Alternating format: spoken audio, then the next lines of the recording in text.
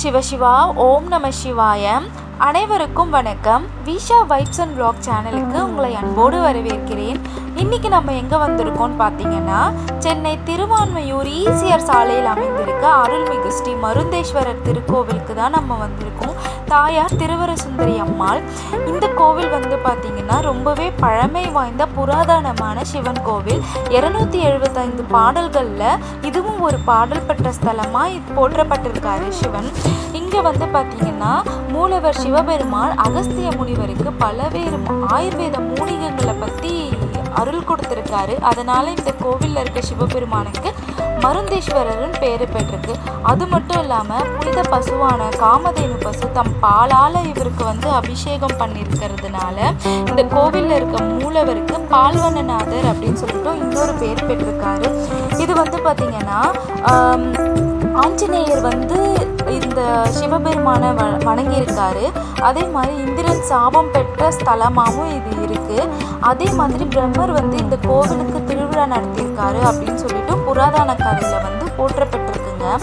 அது மட்டும் இல்லாமல் இந்த கோவிலில் வந்து பார்த்திங்கன்னா 3 விநாயகர் தனி சந்நிதி இருக்குது. விநாயகருக்காகவும் தனி சந்நிதி இருக்குது.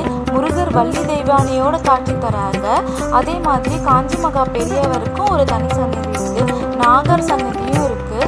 இங்கே வந்து பார்த்திங்கன்னா ரொம்பவே பார்க்கவே ரொம்ப அமைதியாகவும் டிவைனாக பீஸ்ஃபுல்லாக மனசுக்கு நிம்மதியாக இருக்குங்க. இந்த கோவிலுக்கு வந்து வழிபடும் பொழுது ரொம்பவுமே அமைதியாக இருக்குது. உள்ளே வரும் பொழுதே ரொம்ப அமைதியாகவும் இருக்குது.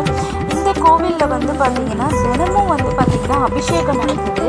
அந்த அபிஷேகத்தை நம்ம பார்க்கறதுனாலையும் அந்த அபிஷேக பாலை நம்ம குடிக்கிறதுனாலையும் நம்ம உடம்புல இருக்க கொடிய நோய் எந்த ஒரு நோயாக இருந்தாலும் விலகிடும் அப்படின்றது இந்த கோவிலோட ஐதீகமாக இருக்குங்க.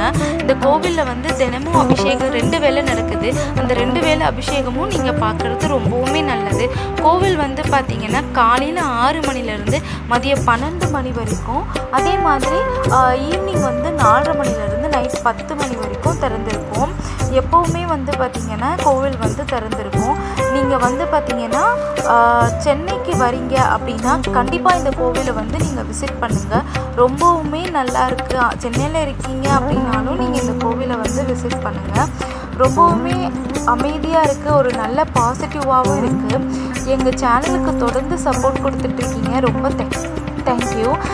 நீங்கள் எங்கள் சேனலில் ஏதாவது சேஞ்சஸ் பண்ணணும் அப்படின்னா நீங்கள் மறக்காமல் கமெண்ட்டில் சொல்லுங்கள். நாங்கள் அடுத்தடுத்த வீடியோவில் நாங்கள் மாற்றிக்க ட்ரை பண்ணுறோம். விஷா வைப்ஸ் அண்ட் சேனலுக்கு நீங்கள் வந்து தடவை பார்க்குறீங்கன்னா லைக் பண்ணுங்கள், கமெண்ட் பண்ணுங்கள், ஷேர் பண்ணுங்கள், மறக்காமல் சப்ஸ்கிரைப் பண்ணுங்கள். ஆல்ரெடி பார்த்துட்ருக்கீங்கன்னாலும் நீங்கள் எங்களுக்கு உங்கள் சப்போர்ட் கொடுங்க. ரொம்ப ரொம்ப நன்றி. எல்லோரும் நல்லாயிருக்கும். நன்றி.